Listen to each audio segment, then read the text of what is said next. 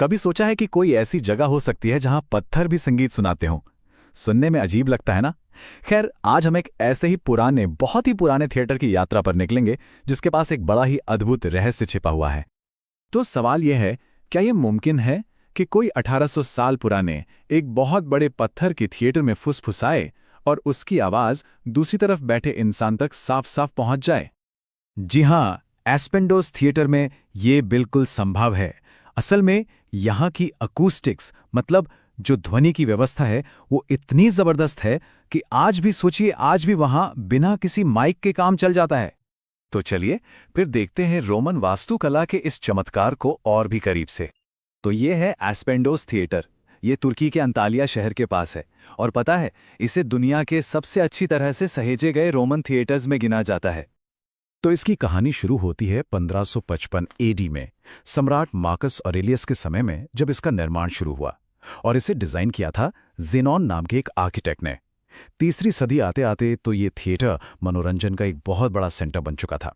लेकिन सबसे हैरान करने वाली बात तो ये है कि करीब करीब 2000 साल गुजर जाने के बाद भी ये आज भी लगभग वैसा का वैसा ही खड़ा है। तो चलिए अब पर्दा उठाते हैं इसकी इंजीनियरिंग के राज से, कि कैसे इन पत्थरों में संगीत छिपा है। जरा सोचिए, एक साथ 20,000 लोग, ये तो आज के किसी छोटे शहर की पूरी आबादी के बराबर है। कमाल है। और इसकी ऊंचाई पूरे 96 मीटर, मतलब आज की कई बिल्डिंग से भी ऊंचा। और इन 20,000 लोगों के बैठने की व्यवस्था, उसके लिए एक दो नहीं बल्कि पूरी 41 कतारें थीं। तो ये जो कमाल की एक्यूस्टिक्स है, इसका सारा राज इसके डिजाइन में ही छिपा है। एक तो इसका एकदम परफेक्ट आधा गोलाकार आकार, फिर बैठने की जो सीटें हैं वो काफी खड़ी ढलान पर हैं, और हाँ, वो जो 2 मंजिला स्टेज हाउस है जिसे स्कैनी कहते थे, ये सब मिलकर आवाज को हर एक कोने तक पहुंचा देते थे। ये स्कैनी दरअसल स्टेज के पीछे की दीवार होती थी, जो न सिर्फ आवाज को वापस दर्शकों की तरफ फेंकती थी, बल्कि नाटकों के लिए एक शानदार बैकग्राउंड का भी काम करती थी। चलिए अब जरा टाइम में पीछे चलते हैं और कल्पना करने की कोशिश करते हैं कि वो दौर कैसा रहा होगा जब ये थिएटर अपनी पूरी शान पर था। इसे रोमन मनोरंजन और कला के सुनहरे दौर का प्रतीक कहा जाता है, और वाकई यहाँ का माहौल ही कुछ अलग रहा होगा। सोचिए, स्टेज पर क्या क्या होता होगा।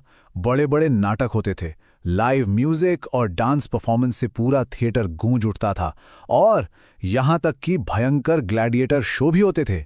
मतलब कला से लेकर लड़ाई तक ये हर तरह के मनोरंजन का सेंटर था। लेकिन बात सिर्फ पुराने वक्त की नहीं है, कहानी यहाँ खत्म नहीं होती।